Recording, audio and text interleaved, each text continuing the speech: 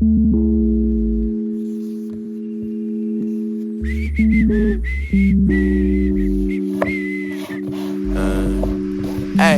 waiting to get right on it. Friends, it's time. And so I thought we just do it together because that seems more fun than just me doing it alone. So let's get into it. So this honker is like 800 pages on the dot, kind of. And I don't know how long it's going to take me. Hopefully I'll do this in a few days. Let's get into it.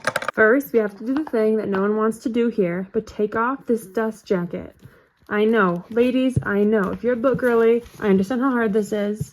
You'll come back to it. You'll come back to her. This is your reward for you to finish the book, is putting it back on. Oh.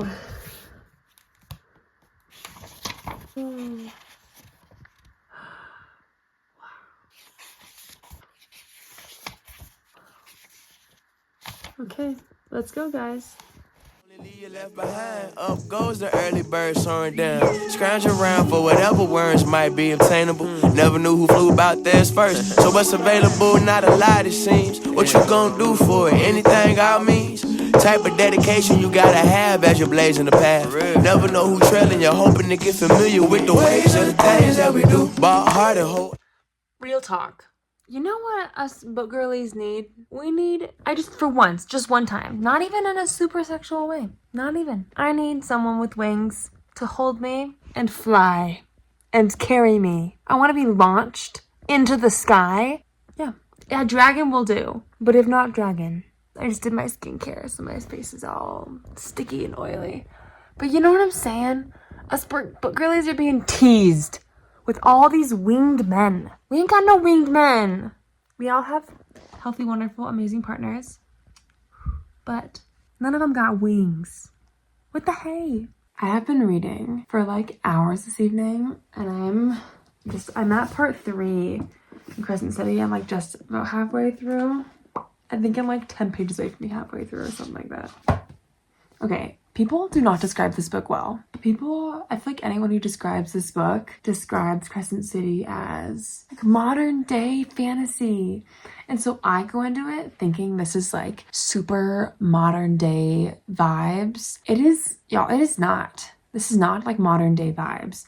It is a total fantasy world that happens to have things that are modern, like phones, and it's in a city that has like clubs and like things that are, it's like a new age fantasy city, but like it's so fantasy. Like I was thinking this was gonna be just like a girl doing her thing, and then there'd be some magical bits to it, and like maybe that is kind of the vibe, but no, it's like so fantasy. It's just like but it's not quite dystopian because it's so current, like the thing, a current day, like they have baseball caps. He's like drinking a beer, watching the game kind of thing, right? So super normal. But I thought that was so funny. I was like, I'm loving this. And I just got to some good little scenes, and I'm like, nothing, no spice, but just like the kind of stuff that really riles you up, where it's like, his hand graced my back, and you're like, yeah, did it. And there's one moment when our main character, what's her name? Oh my gosh, I've literally been reading this for hours right now. Bryce, so bad. I'm so bad. But it was one moment where Bryce is doing something impressive, and the lead male character is like kind of like oohing and ahhing, like, yeah, like he's like looking at her like, yeah, that's awesome. And I teared up because something about just like the bad female lead makes me feel so inspired. Like I actually feel inspired reading fantasy. Like I want to go on a run right now. I want to like go lift weights and like practice sword fighting and stuff. I'm kidding. I'm not gonna go sword fight. But you know what I mean? It like makes me inspired, actually. Maybe that's just because I'm a delusional lady. So don't be misled by people saying like, it's just like modern day fantasy. It's like, this is fantasy. It's just not fantasy placed in the medieval times. It's fantasy placed. It's actually placed in like the year like 15,000 or something. So it actually would be the future. And like so much of the magical elements like make it futuristic, but like they're snapping selfies. You know what I'm saying? And like they get takeout and you can like go buy coffee. So I'm in love with it. I want to see if I can finish this and like maybe not tomorrow, maybe the next day. Ah, buddy. Yeah. I got like 400 pages left.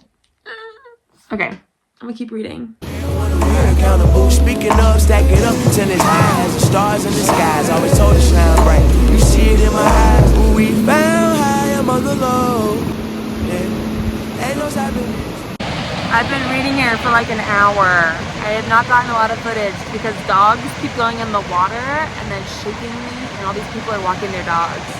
But it's like a nice, aggressive sound bath. Good evening. It is 11 p.m. and it's happening. I am so tired, but I really want to finish this book. It's so fast-paced. It just like doesn't stop. So I'm gonna read until I'm getting too tired to read, and then go to bed, and then I'm gonna try and finish this tomorrow. I know this is crazy. Ain't no stopping, so we don't go. There's no slowing down, no, not right now. Cause the ways of the things that we do, ball hard to hold everyone who here accountable. Speaking of, stack it up till it's high. Good morning. I'm on page 548. I am feeling determined to finish this book today. Also because things are changing. The plot is twisting. These girls, these people are not who you thought they were. Let me tell you. And this slow burn romance is wild. There hasn't even been like a little slow burn. So we're gonna read some this morning, and hopefully I'll finish it this afternoon. As the stars in the skies, always told to shine bright. You see, yeah. I've been starting with the one looking right at me, slipping at a high rate, moonwalking backtrack. Clear as black and white, sometimes we need a break. Human nature don't wanna be here and get away, but I think it's time for me to start something. Being the change you wanna see. So I got Audible's 3-month trial to download this audiobook, and so I can listen to it on my run today. Y'all be going crazy, and I'm like, it's all windy and stormy, and I'm like, oh my god, it's happening. This is crazy. The plot twist, the betrayal, the heartbreaks. Oh my gosh. Okay, let's keep going. Y'all, I was tearing. Okay, Sarah J. Maas has cracked some code for how to do this. She has cracked the code on how to write an amazing fantasy book, and let me explain why. She's so good because this is such a dense, thick world, and she has written, it's not just like that kingdom is fighting that kingdom, like it's a mystery. Like you actually don't know, and like the twists and turns, and so well thought out.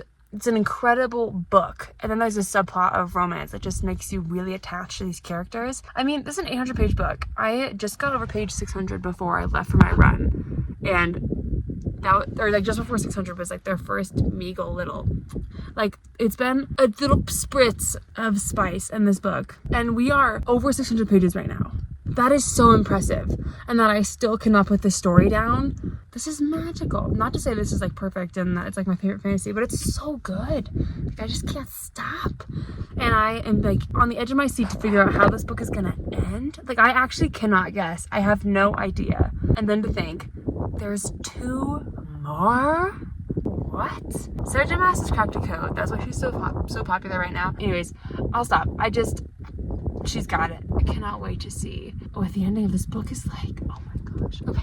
I gotta keep going. I've been reading for hours, and I thought we could read the last chapter together. I'm feeling shooketh, but at least like the heavy stuff has calmed down. Chapter 97. Let's go. Thrilling thinking of it. Got to be there in the well, however feels fitting. And they'll remember the time you chose to make a difference. We fly high, I'm on the low. Yeah. Ain't no stopping, so we don't go. There's no slowing down, no, not right now. Cause we ain't got time at all, nah. Ain't no stopping, so we don't go. There's no slowing down, no. What did we just read? Okay, generally, I really like the sweet ending to the book, and then the epilogue was like kind of like leading you into book 2, but really gently, like some crap you don't expect. Wow. Oh, that was good. And guess what? Thick Maas, or Sarah J. Maas's book, no spice. I mean, like there was like a little teeny tiny spice scene, but they didn't actually like do the thing, you know what I'm saying? What? So impressed. I'm also so impressed with myself. I mean, I probably read this I read it in less than a week, but that was still a long time. I really only committed to reading it like the last 3 days. I've been reading pretty hard. Do I have any final thoughts? One, I recommend this book to you. Obviously, this is adult, and if you're not an adult, talk to your parents first. There also just because there's some like war, like bodies and blood kind of things in here that aren't like awful, but they're just like icky ways you don't normally describe things or people dying. Like, I'll give you one word: heaps, piles. Those words are not usually included in descriptions of death, but they are in this book a lot. But y'all, that was so wild. I think I'm going to stick to what I was saying earlier after my run, where Sarah just has the best equation for how to write like fantasy and romance fantasy. I should say, at least I can say geared towards my age. I don't know, like 20s, mid 20s, late 20s people. I don't know what anyone else out there thinks. I think one thing that was a little confusing that died, that wasn't as strong in the second half of the book, was like the weird themes of sexuality throughout. Or like sensualism. Like, our characters literally didn't even like, you know what I'm saying? It was like mentioned and brought up all the time. Like, she was painting this aesthetic of like these really dark people, and I think when you are trying to create the image of like really bad people, you make them really raunchy too, like make them unappealing in multiple ways. So maybe that's part of why it was so sensual. But I think part of it too is like trying to make characters more sexy, like more appealing, and I think some of them, like our main characters, it totally worked, but for the rest of them it was just like at times a little too much. That's my only like, I don't quite get it. But I also don't know how the world would look without it. I think part of that was necessary to develop the worlds she developed and to explain how not human these creatures are too. Like, to make them feel more otherworldly is to make them more animalistic almost. But yeah, she's got 800 pages. These two characters had a few little steamy moments, but that was it. So many romance fantasy books are filled with, or some romance books surprise you where they are too full of that, and I want to fall in love with characters and watch them fall in love and be there as they grow and learn lessons with them. Like, that's so validating and like wonderful to experience, and I feel like you got to do that here. And the plot twists that happened, I mean, I feel like a lot of books kind of, they're building towards something, something happens, right? There's the crucial problem in the plot that causes like confusion, and then it's like comes back up and it ends. This one was like bam, bam, bam, bam, bam, bam, bam. There were so many different climaxes to the book. Like, I couldn't even quite tell you which would be like the peak issue in the book, and then the peak, I mean, obviously the ending, it ends like nicely, kinda, and then you read your epilogue and you're like, what? what happened? Wow, do I recommend this? I can't wait to put the cover back on now. My baby girl. I'm gonna go. Please read this book, and oh my gosh, just how beautiful is this book though? I have to love books and book people and just like appreciating the little things about books. I love books. Okay, I'm gonna go. We're gonna close the chapter on this.